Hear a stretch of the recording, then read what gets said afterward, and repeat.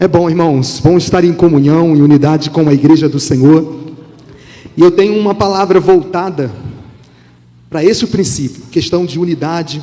Eu quero tratar a respeito de um tema muito importante para a igreja do Senhor. Eu quero te convidar a se colocar de pé, tomar a sua Bíblia Sagrada e abrir um texto que se encontra no Evangelho de Jesus Cristo, segundo escreveu João, capítulo 15.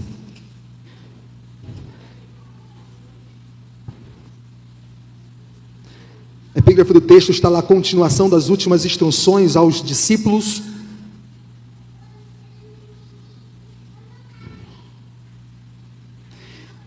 Glórias ao Senhor. Você que achou, diga amém. Amém. Também está projetado aqui no telão. Vamos lá. Está escrito assim: eu sou a videira verdadeira, e o meu Pai é o lavrador. Toda vara em mim que não dá fruto, atira e limpa toda aquela que dá fruto, para que dê mais fruto.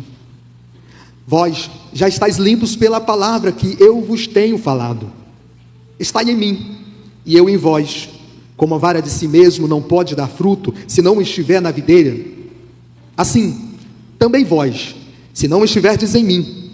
Eu sou a videira, vós as varas. Quem está em mim e eu nele, este dá muito fruto, porque sem mim nada podereis fazer. Se alguém não estiver em mim, será lançado fora como a vara e secará, e os colhem e lançam no fogo e ardem.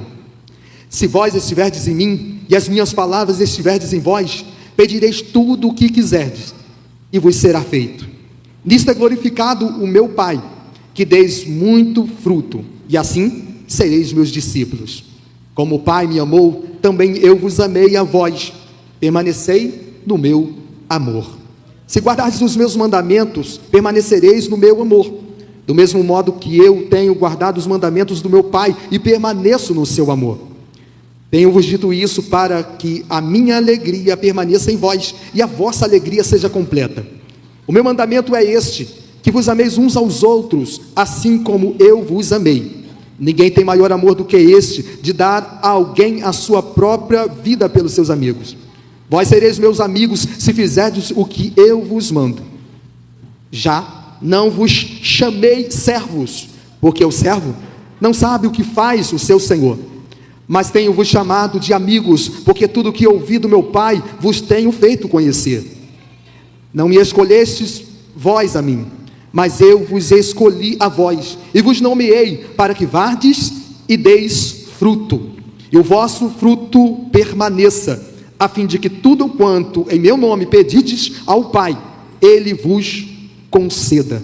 Volte-se para o teu irmão que está do teu lado, e diga a ele: a ordem é frutificar.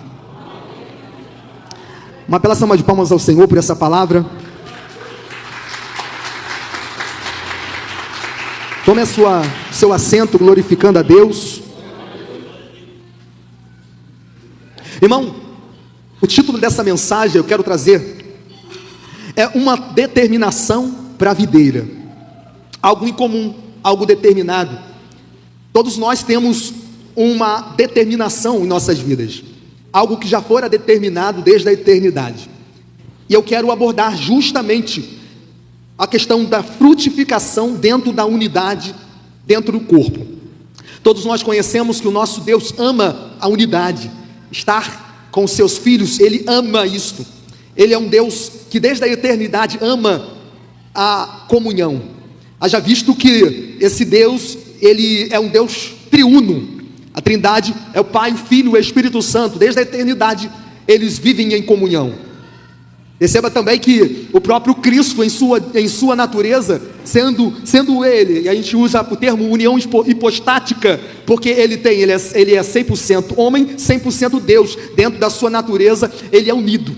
Mas também a gente abrange isso para a igreja, e é justamente onde eu quero abordar. Porque não somente Cristo em si, Ele é uma união, mas como também Ele compartilha da sua natureza de comungar juntamente conosco, e nos leva a uma comunhão com Ele. Esse texto que João vai abordar é narrado num dia de quinta-feira, Jesus estava se preparando para subir ao madeiro.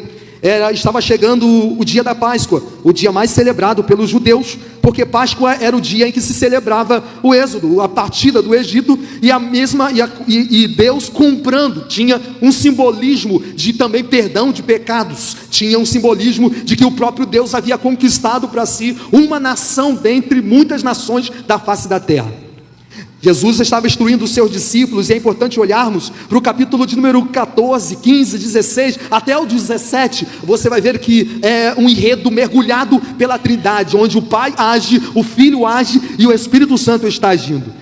Toda a nossa história a partir dessa maneira, porque o Pai eterno, Ele elaborou o plano, Ele nos amou e Ele executou o seu amor enviando o Filho. O Filho se entregou e por sua vez executa a sua obra tão maravilhosa de redenção, e não somente Ele envia o Espírito Santo, o Alus Paracletos, o outro Consolador, nosso defensor, para descer aqui neste lugar e para fazer morada em nossos corações. Por isso Jesus vai dizer aos seus discípulos: importa que eu vá, porque se eu não for, o Consolador não virá. Até então, estando ele em carne, porque ele se encarnou, ele era limitado, mas quando ele subiu, foi glorificado, assunto ao céu, a Bíblia fala que ele enviou o Santo Consolador, o Espírito Santo da promessa, o penhor da herança, que desceu enchendo toda a igreja, selando a igreja, de maneira que nós, irmãos, em Cristo Jesus, somos nova criatura. Glórias a Deus. Recebemos de um Espírito, o Espírito Santo, e esse Espírito, nós veremos mais a seguir, que ele é imprescindível, ele é importante para vivermos a unidade.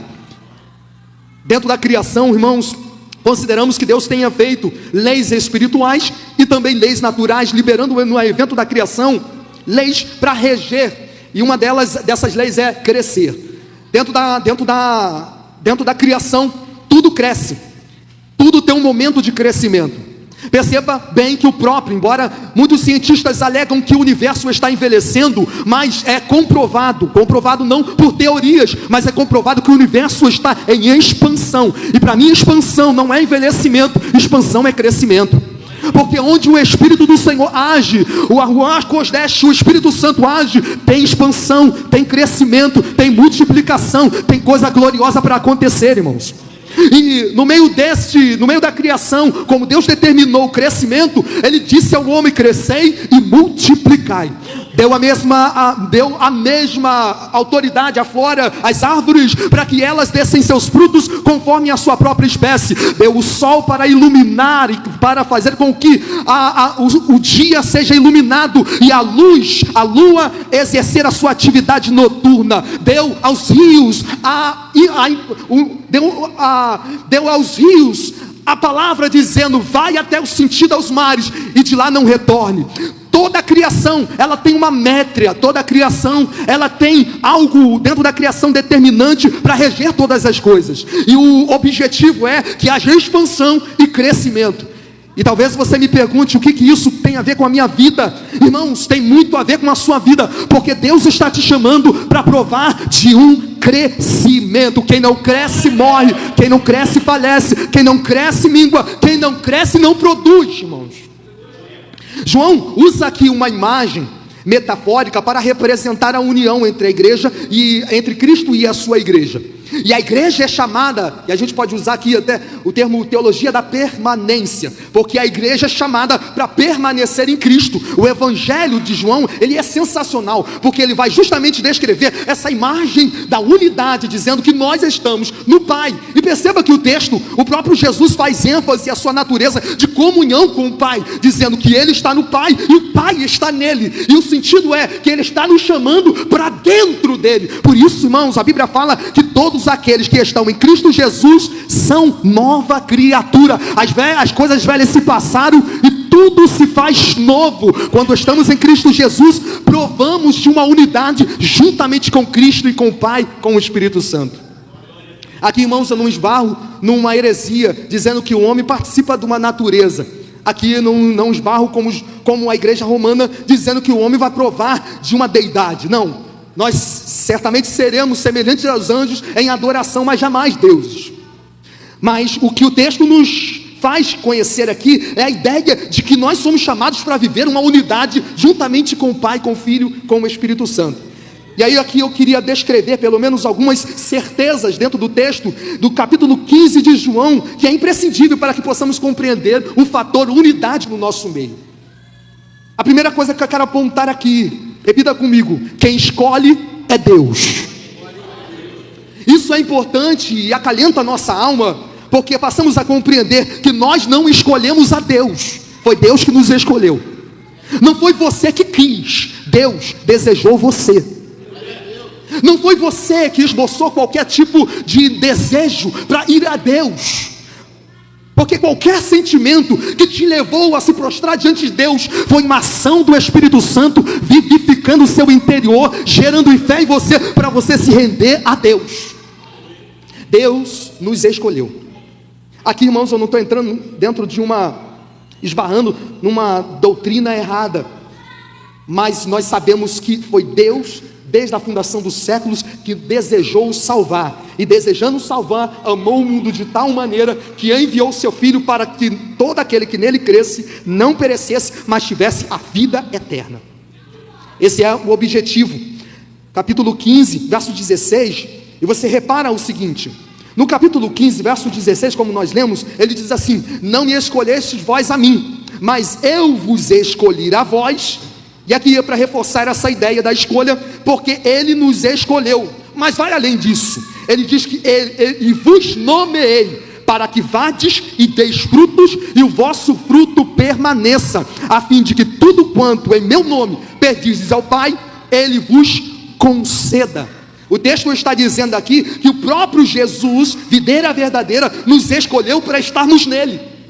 E aqui o verbo interessante, porque aqui em algumas versões vai dizer o termo designar, que está que justamente está no transitivo direto, que dá a ideia de uma escolha, de uma tarefa que nos foi outorgada, um exercício de função, a fim de que nós viemos a exercer, aleluias, no caso, frutificar. E é essa aqui, irmãos, a nossa função. A nossa função é frutificar. Deus nos escolheu, nos ungiu para frutificar, para o crescimento.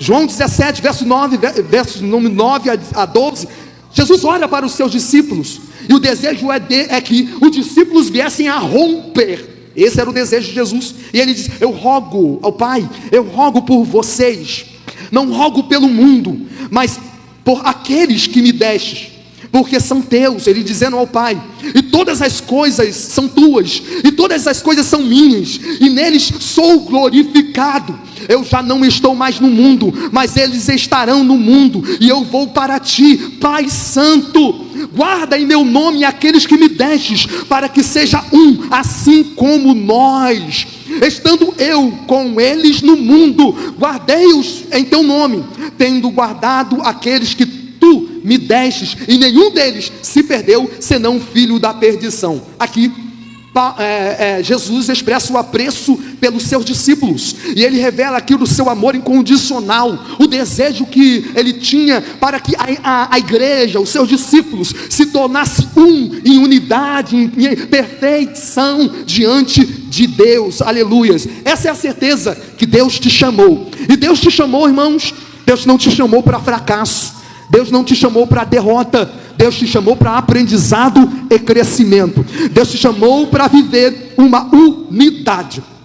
Segunda certeza aqui que eu vejo dentro desse texto, segunda verdade, é que não é possível permanecer na videira verdadeira sem que haja uma operação de frutificar da nossa parte.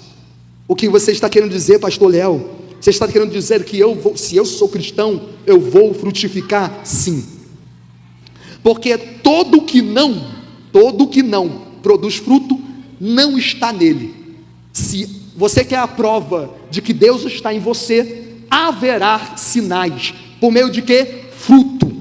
E o fruto, lembra de Gálatas capítulo 5, verso 22, dizendo que o fruto do Espírito, colocando ali, não no plural, mas no singular, uma espécie de uma tangerina, onde há vários gomos, né? Os frutos do Espírito Santo é longanimidade, bondade, mansidão. Esse fruto é gerado em nós, à medida em que nós vamos compartilhando e desejando mais de Deus.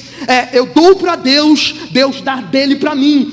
Eu deposito diante de Deus aquilo que eu tenho, e Deus deposita a sua glória em mim. À medida em que isso vai acontecendo, eu vou me revestindo de Cristo e me despindo do meu orgulho, do meu eu. À medida em que vou caminhando, vou me unindo com Cristo, o orgulho vai saindo de cena, vou saindo do trono, o trono dessa razão deste mundo que é perverso, destrutivo. Todos nós, irmãos, somos por natureza antropocêntricos. Todos nós, por natureza, somos narcisistas. Desejamos ser adorados por natureza, mas o Evangelho de Cristo há um caminho na contramão. O Evangelho de Cristo nos leva a despir da velha criatura, do velho eu, a fim de que esse corpo seja revestido da imortalidade de Cristo, e que o poder da ressurreição de Cristo é tão operante na minha vida, capaz de me vivificar, me tornando uma nova criatura. João usa a figura do lavrador. As atribuições aqui primeiro, o lavrador é o Deus Pai. Repita comigo: o lavrador é o Deus Pai.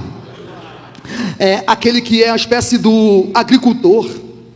Ele é o lavrador, o que cuida. Ele é aquele que ilumina.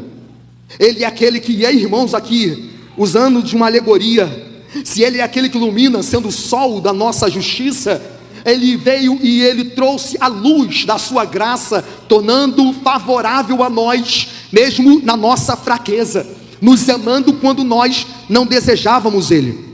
João usa a figura do Pai como sendo o lavrador, o Criador como sendo o agricultor. Também ele cita aqui a videira. E é importante olharmos aqui, porque há um termo aqui, que é a videira verdadeira. Um adjetivo aqui, que Jesus é a videira verdadeira. Isso porque, diante daqueles que estavam ouvindo o sermão, a oração de Jesus, eles encaravam que a verdadeira videira era Israel.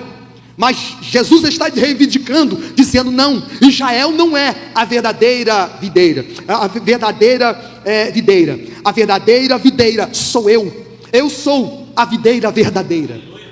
Eu sou, porque vossos pais produziram frutos amargos. Está lá em Isaías, se não me engano, capítulo 5. Vossos pais produziram frutos amargos, mas eu não. Eu produzo um fruto novo. Eu produzo algo novo em vocês, que é doce, trazendo a graça do Pai. Cristo é a videira verdadeira. E nós, irmãos, quanto a nós somos as varas que são inseridas dentro deste corpo para provar de uma natureza, uma comunhão com Cristo. Nós somos os ramos, e os ramos que têm um poder ativo neles para poder gerar crescimento, para gerar frutificação. No texto, irmãos, estamos vendo aqui que Deus requer que a sua igreja frutifique. O lavrador, ele tira, e aqui é importante olharmos, perceba no verso número 2, é importante olharmos porque numa leitura rápida, logo dizemos: olha, a vara que está nele Deus pode tirar. Mas não é isso que o texto está querendo dizer, até porque se tornaria um pensamento incongruente. João estaria dizendo a respeito da perda da salvação, e não era isso que ele estava querendo dizer. Porque, irmãos, aqui há toda uma lógica. O verso número 6 diz que se alguém não estiver em mim, será lançado fora. A interpretação correta para interpretar verso de número 2, devemos interpretar juntamente com o verso número 6, porque somente é lançado fora aquele que não está nele, porque aquele que está nele está provando de uma natureza que é constante, um fluxo constante dentro do interior dele, mudando ele e fazendo ele crescer e dar frutos. Portanto, em outras palavras, se você está nele, a ordem, a natureza você vai produzir fruto, você vai prosperar dando fruto para Deus, você vai gerar, você vai frutificar, você vai expandir, você vai crescer, você vai viver uma vida extraordinária, você vai viver uma vida sobrenatural. Se você está nele, você vai viver coisas gloriosas. O autor está dizendo aqui que aquele que não está nele, o Pai tira e queima e lança fora. João, ele coloca justamente dessa forma: aqueles que não estiverem inseridos na comunhão com Cristo, vivem uma situação de sequidão, de morte. E o destino deles é realmente serem lançados fora. Lembra do joio e do trigo? O joio e o trigo andam juntos, estão juntos, mas Deus não tira no momento certo, no abrir e fechar de olhos, quando Cristo voltar para arrebatar a sua igreja, para implantar seu governo. Aí então veremos o joio saindo do meio do trigo, veremos a separação que Deus faz. Porque estamos hoje dentro de um momento, num mundo pós-moderno, onde o termo inclusão é algo que é muito mal interpretado. No nosso meio a gente diz, olha, podemos ter tantas pessoas de ideologias opostas, pensamentos opostos, dentro do advento do subjetivismo, onde as pessoas pensam e podem pensar de forma diferente. Deus, a divindade é colocado de lado, e a humanidade, o racionalismo vai tomando conta a partir do evento. Perceba, o evento do iluminismo, do racionalismo. Deus saiu de cena para um homem ser adorado. É assim que a humanidade encara as coisas. Deus está morto. Tem um filósofo que se coloca dessa maneira, né? Porque o homem busca ocupar a cadeira de Deus. Mas, irmãos, todo aquele que é de Cristo, Cristo reina em seus corações. Não é apenas Cristo que está em nós, mas nós estamos em Cristo, porque Ele é a videira verdadeira e nós somos os seus ramos. Nós temos o chamado de frutificar. E qual é o papel de Deus aqui? O papel de Deus aqui é limpar o Pai em proteção àqueles que estão em Cristo. O que Ele faz? Ele poda. O que Ele faz no meio daquelas pessoas que estão permanecendo em Cristo? O que Ele faz em oposição, uma atitude que Ele faz com aqueles que não estão em Cristo? Porque aqueles que não estão em Cristo, o Pai joga fora, Ele queima. Mas quem está em Cristo, o Pai poda, o Pai cuida, o Pai trabalha. O Pai, Ele trabalha, irmãos. O que isso quer dizer? Que não é eu que estou trabalhando, mas Deus está trabalhando em mim. O Pai, Ele compartilha disso agora. João capítulo 5, verso 17 diz: meu Pai trabalha até agora, e eu também trabalho. O Pai trabalha na tua vida. O Pai está trabalhando na sua vida. O Pai está trabalhando na sua história. A obra de Deus, como a Bíblia fala, João capítulo 6, verso 29, diz que a obra que Deus requer de nós é que creiamos naquele que Ele enviou. Porque nós somos tendenciosos a se apegar à obra das nossas mãos, achando que ela produzirá alguma salvação.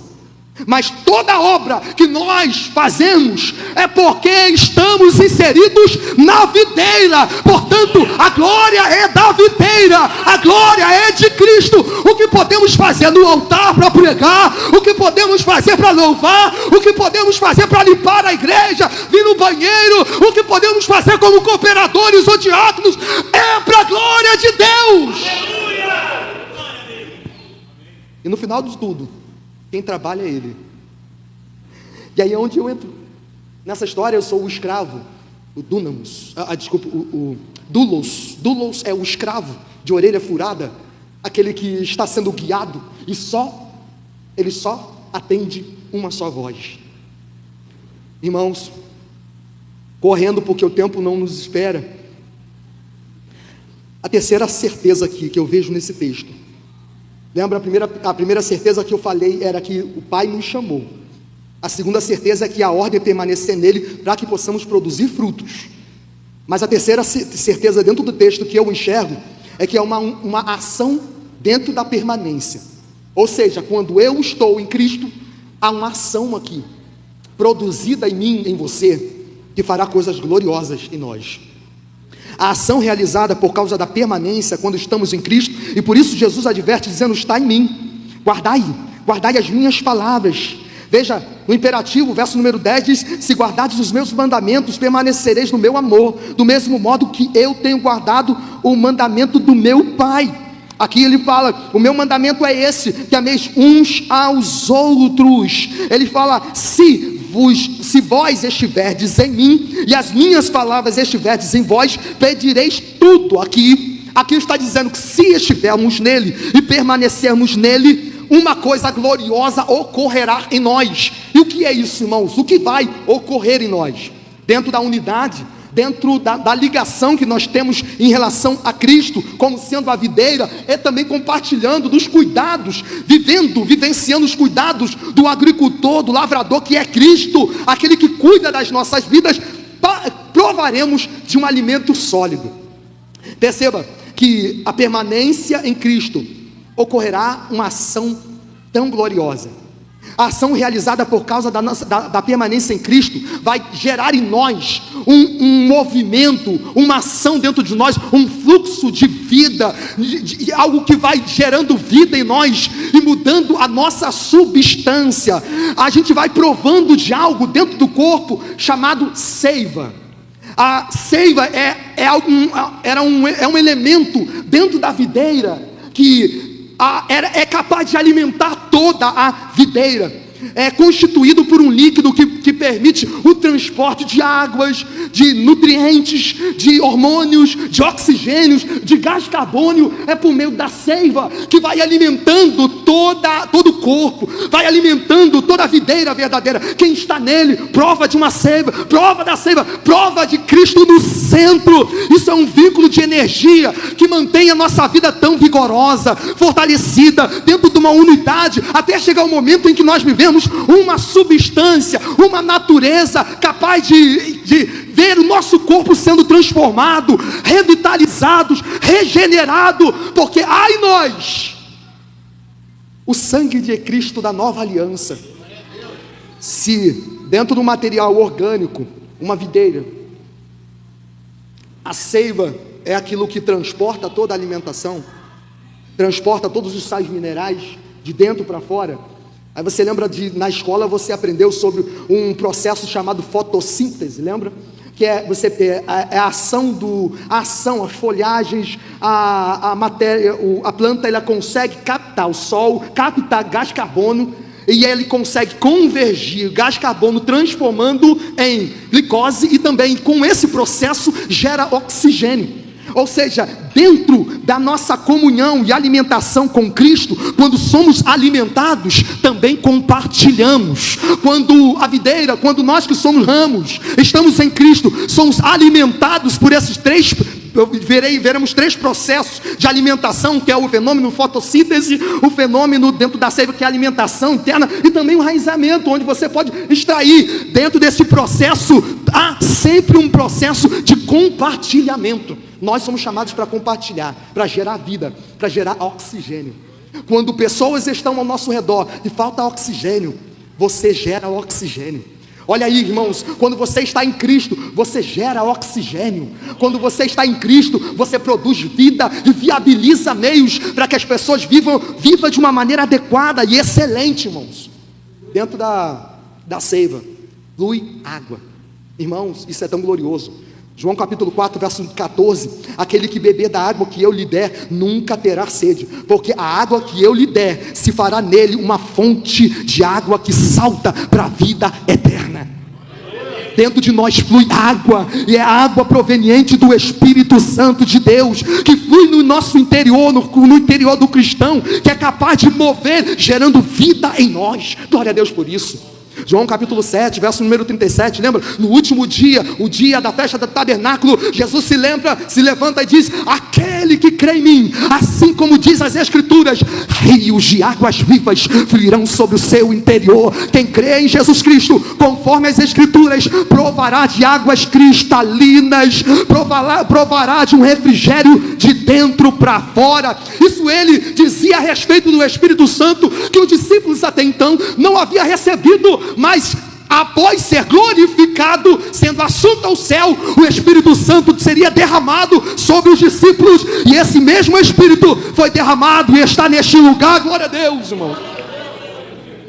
Ele, por meio do Espírito, nos torna pessoas fecundas, vivas, capazes de produzir vida. Ao mesmo tempo, ele traz o sopro da vida em nós.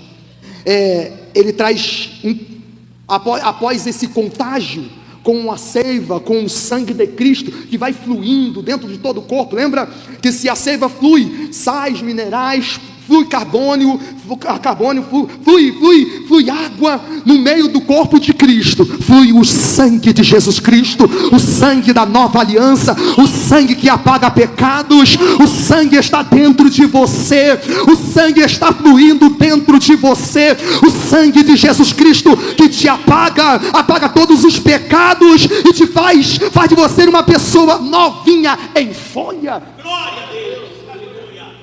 Ao receber o Espírito Santo, irmãos, todos nós passamos a ser sua propriedade. Por isso que Romanos capítulo 8 diz que todo aquele que é dele tem o Espírito Santo. Se existe uma coisa em comum em todos nós, né? Eu gosto de um frango com quiabo, outras pessoas não gostam aqui. Tem sempre divergências.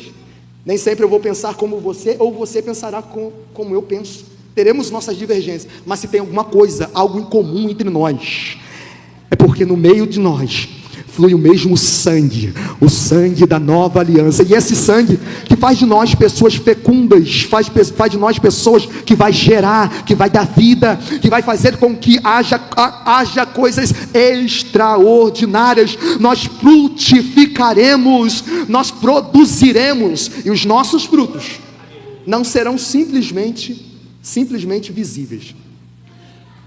Diácono Gilson falou a respeito do altar, porque o altar é algo visível e as pessoas desejam, mas os verdadeiros frutos que Deus deseja são aqueles que são invisíveis.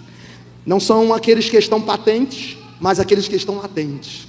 São aqueles que estão no oculto, quando você dobra o seu joelho para orar ao Senhor em secreto, quando você levanta a mão para o necessitado e não esperando ser visto pelas pessoas, quando você vive uma vida diferente lá fora, porque aqui dentro todo mundo é crente.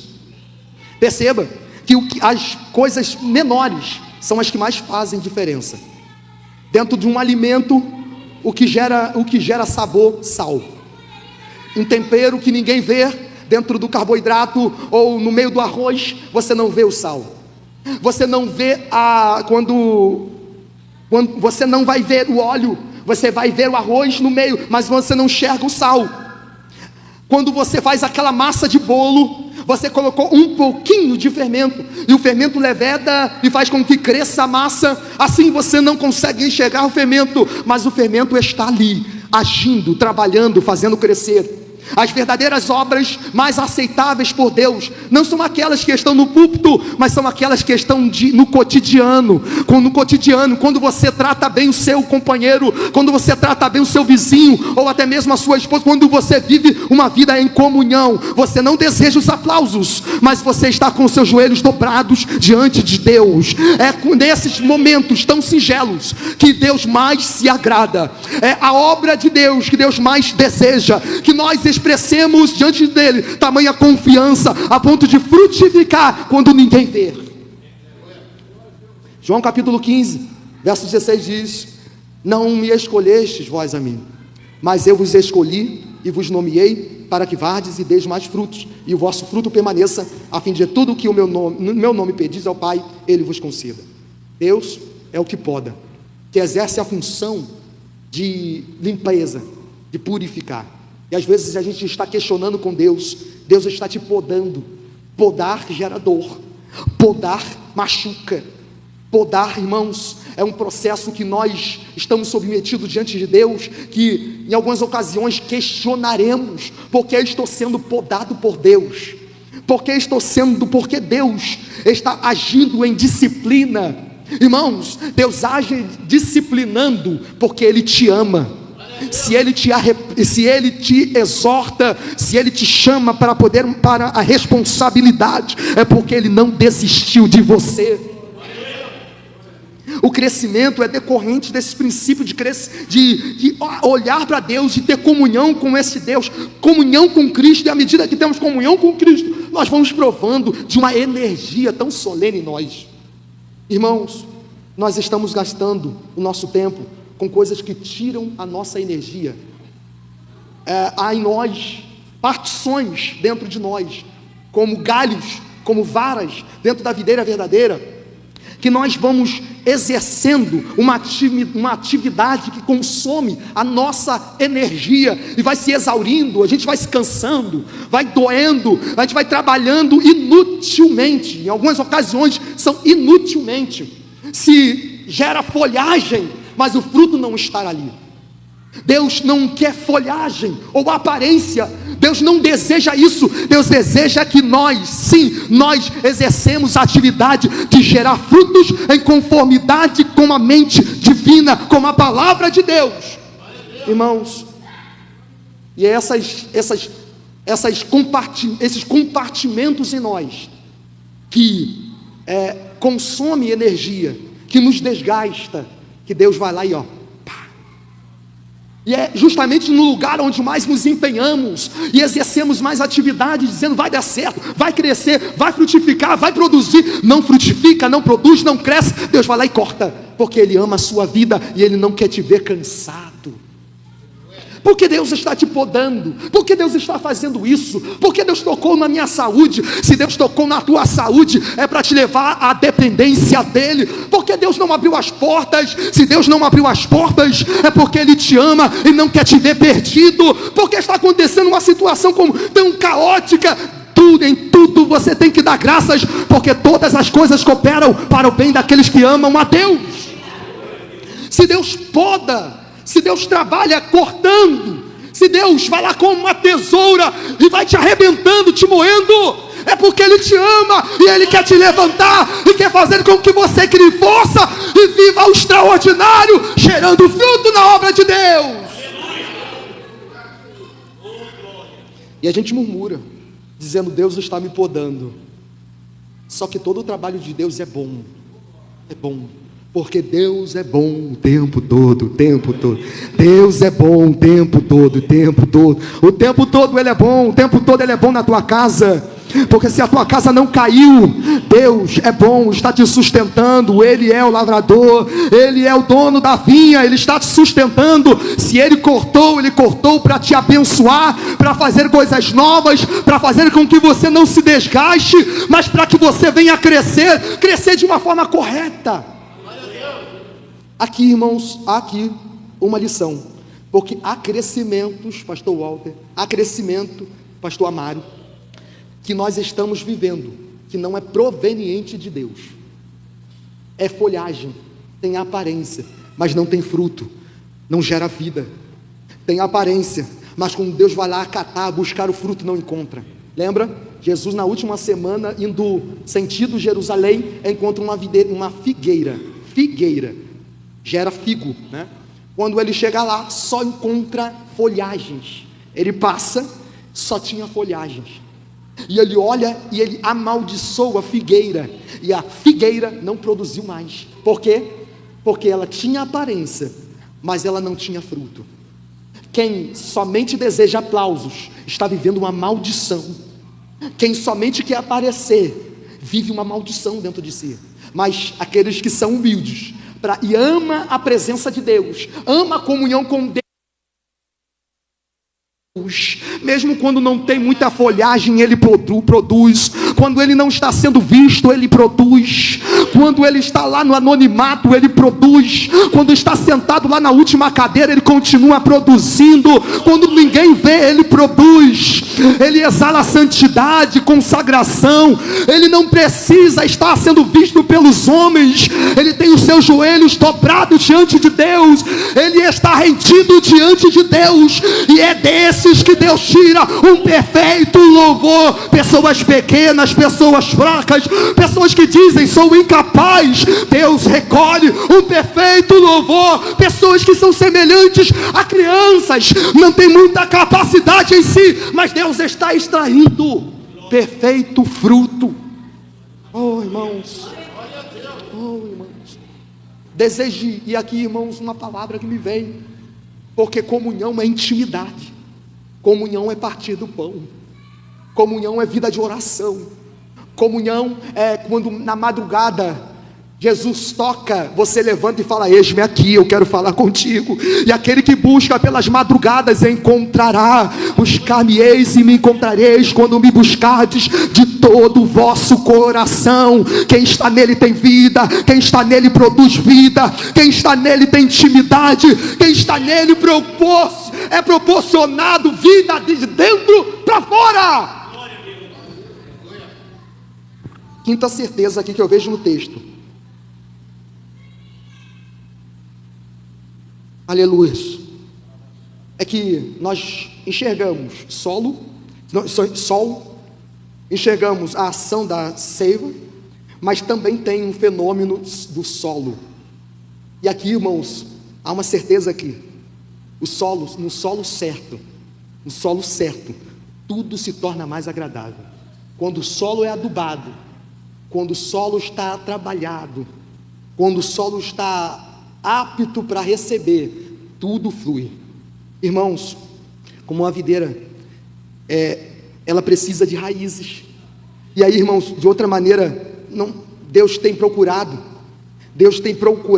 crescimento em nós, a fim de que possamos viver uma vida enraizada, arraigadas e edificadas nele, criando raízes nele. Porque à medida em que vamos mergulhando a nossa vida, irmãos, criando raízes, e lembra, a figura de raízes, a ideia é fixar em algo inamovível, algo que está firmado. E o que é firmeza dentro da Bíblia? O que é escudo? O que é firmeza? É a palavra de Deus. Quando nós temos uma vida na palavra de Deus, enraizadas na palavra de Deus, pode vir tentações, mas pelo poder da palavra você extrai energia para vencer as intempéries e as oposições da vida.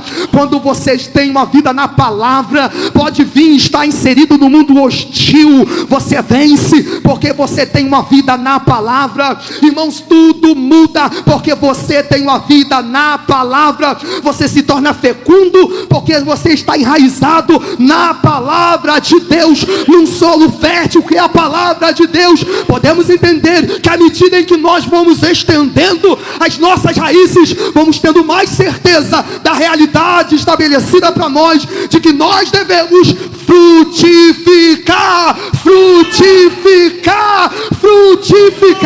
Assim, irmãos, todo o esforço de trabalho que nós carregamos é para a eternidade. Os nossos frutos, a produção que nós realizamos na árvore, é para a comunhão plena juntamente com o Rei da Glória. Pertencemos na palavra, permaneçamos, pois, na palavra de Deus, e permanecendo na palavra, você vai viver coisas extraordinárias. Você vai além das suas dificuldades, permanecendo em Cristo. Todas as rotinas áridas, cansativas que você vive, ou as suas oposições, ou aqueles que se levantam contra ti, não conseguirão te abater, porque você tem uma vida enraizada na palavra. O grande efeito de produzir fruto é que nós, sim, ainda que no momento nos cansamos e até mesmo nos esfriamos, porque a vida do cristão não é um mar de rosas. Tem situações, e o cotidiano é muito mais agressivo.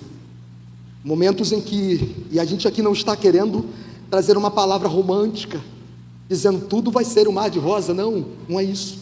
É que no meio da caminhada você passará aflições, vai doer, você não vai ser entendido, as pessoas vão te perseguir, as pessoas vão fazer com que você venha agonizar. E Jesus fala: se perseguiram o mestre e agiram dessa maneira com o mestre, como não farão o mesmo com vocês? No mundo tereis aflições, mas tende bom ânimo, porque eu venci. Alguns ali adicionam dizendo: e nós venceremos também. Não, mas a nossa vitória está na vitória de Cristo. Quando Cristo triunfou no Gólgota, Ele despiu de autoridade principados e potestades. Ele expôs publicamente principados e potestades. Aquele que dizia que estava sentado no trono e governava foi expulso e não domina mais. E aí o trono do mundo está vazio. As pessoas buscam glória, buscam se assentar nesse trono que é ordinário, é um trono maldito. As pessoas buscam engrandecimento, exaltação. As pessoas buscam ser elogiados, os aplausos. Mas aqueles que estão em Cristo são simples e amam e desejam a comunhão que ele tem com Cristo. Cristo é tão doce, irmão. Ele é tão doce e educado. Na comunhão que ele está nos chamando, e chamando você para uma comunhão, você vai viver coisas assim que Deus vai agir nas coisas mais simples e nas coisas mais extraordinárias. Deus, até mesmo nos pequenos detalhes, ele vai traçando, ele vai com o seu pincel, vai pintando, vai lançando cores que você não entende, você não compreende, mas ele vai pintando a história da sua vida. Hoje você não entende o que Deus está fazendo, os seus traços aparentemente é desconexo, é algo que não tem razão, é algo que você não consegue elucubrar, mas Deus está trabalhando, até chegar o momento em que você vai dando os passos e olhando de uma forma mais ampla, olhando de uma forma mais panorâmica, verá uma obra tão gloriosa, uma pintura tão perfeita, porque no meio desta obra, irmãos, a vida de Deus está em ação. Deus está trabalhando, ele começou, ele trabalha e ele garante que a obra é perfeita. Você está dizendo: eu estou sendo podado. Deus está trabalhando comigo, me exortando. Deus, aparentemente as coisas não estão fluindo, mas Deus está fazendo coisas gloriosas. Você não vê agora, você não entende agora, mas amanhã saberá que toda a obra de Deus é perfeita. E aí, irmãos, você verá, vale a pena servir a Deus, que proporcionou a nós tão grande salvação. É um Deus, porque ele proporciona, a salvação é tão grande. Irmãos, ali aos Hebreus fala, o sentido é, se a salvação é tão grande, é porque Deus é imenso e maior do que até a salvação em si. Ele é capaz de fazer coisas que você não entende agora. As portas se fecham, o choro veio, as coisas não estão funcionando como deveriam, mas Deus está fazendo. Você não entende, mas Deus começou a obra, e ele não titubeia, ele não duvida, irmãos, ele não está de forma alguma equivocado, ele não está equivocado no trabalho dele, ele não erra, ele acerta. Até aleatoriamente, qualquer tiro dele acerta o alvo, porque é impossível dele errar. Jesus, uma das características dele, que fez com que o seu sacrifício fora aceito pelo Pai, é porque ele não tinha pecado. E não tendo pecado, ele se tornou um representante de uma nova aliança, uma aliança no seu sangue. Lembra? Sendo sumo sacerdote de uma nova aliança, foi tentado à semelhança da nossa tentação, mas não pecou, e ele é capaz de se compadecer de nós em nossas fraquezas, assentado no trono de glória, não no mundo, ele não governa no mundo. Por um breve momento, tudo está sendo entesourado para o dia do Senhor, mas ele já governa na sua vida, porque você está dentro da videira verdadeira. Você é uma vara que dá fruto, você é uma vara que está ligado a ele. Por isso, eu te encorajo, permaneça de pé, permaneça produzindo.